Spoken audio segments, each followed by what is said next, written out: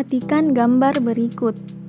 Misalkan terdapat sebuah bandul yang tergantung, bandul tersebut kemudian disimpangkan ke titik A lalu dilepaskan. Terlihat bahwa bandul tersebut berayun secara bolak-balik melewati titik setimbang B. Bandul bergerak teratur hingga melemah dan berhenti. Gerak bolak-balik suatu benda yang secara teratur melewati titik setimbangnya itulah yang disebut dengan getaran.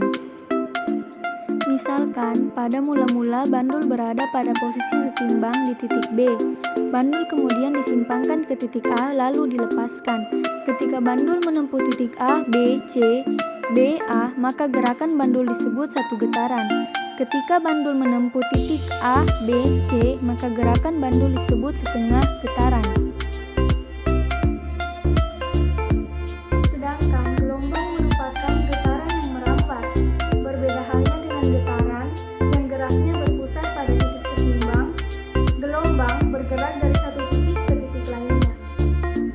Gambar tersebut menunjukkan seorang anak mengikat ujung seutas tali pada sebuah ranting pohon.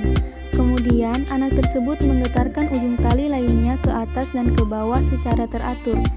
Terlihat bahwa lama-kelamaan getaran tersebut merambat sepanjang tali hingga mencapai ujung tali yang terikat dan membentuk gelombang. Dari ilustrasi tersebut kita memperoleh definisi bahwa rambatan dari suatu getaran disebut dengan gelombang.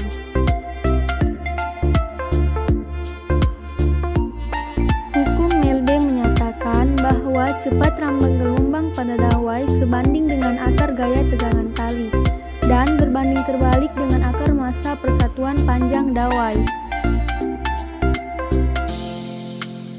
Hukum Mersenne menyatakan tinggi rendahnya nada suatu senar sebanding dengan akar tegangannya, berbanding terbalik dengan panjang senar, berbanding terbalik dengan akar massa jenis senar, dan berbanding terbalik dengan akar luas penampang senar.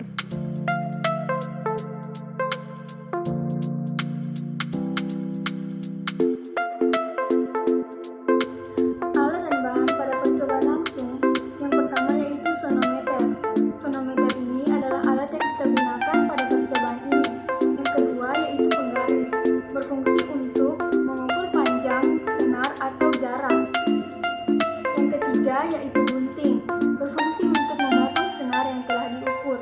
Yang ketiga yaitu 3 buah beban, berfungsi untuk menambah tegangan pada senar. Yang kelima yaitu neraca digital, berfungsi untuk menimbang massa. Yang keenam adalah 3 jenis senar berukuran sama yang berfungsi sebagai sumber bunyi atau di mana bunyi dikeluarkan ketika graputala bergetar. Yang terakhir adalah 3 buah graputala berfrekuensi berbeda, berfungsi untuk membuat getaran frekuensi.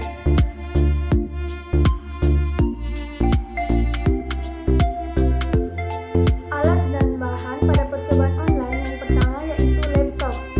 Laptop berfungsi sebagai alat untuk menggunakan atau mengakses aplikasi virtual lab. Yang kedua, aplikasi virtual lab sonometer berfungsi sebagai alat yang kita gunakan dalam percobaan ini. Yang ketiga yaitu pena bolping, berfungsi untuk mencatat data-data atau hasil yang kita dapatkan dari percobaan ini. Yang keempat yaitu lembar kertas, berfungsi sebagai tempat untuk mencatat hasil dari percobaan yang